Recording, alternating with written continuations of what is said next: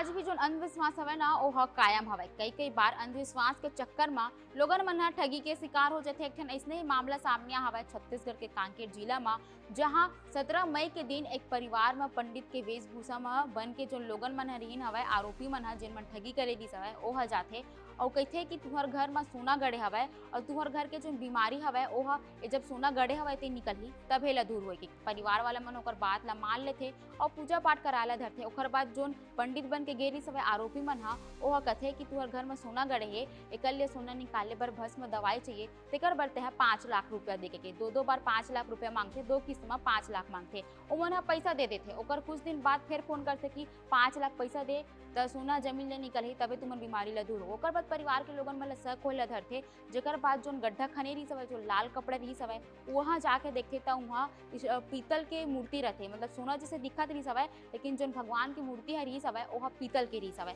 ए zone पूरा मामला ला देखे के बाद जोन परिवार वाले के लोगन मन हरी सवे ओह थाना जाथे और थाना में मामला दर्ज कराए के बाद पुलिस जांच पड़ताल करते। जांच पड़ताल में महाराष्ट्र से जोन 6 आरोपी रही सवे ओला गिरफ्तार कर ले और पुलिस आहू अपील करे है कि अंधविश्वास से दूर रहो, काबर कि आए दिन इसने छत्तीसगढ़ में कई मामला देखेला मिलते। फिलहाल जो पूरा वीडियो रही सवे एला लेके आप मन के कारा हवा एला कमेंट करके जरूर बताओ और वैसे ही खबर के लिए से विभाग से संग जुड़े रहो।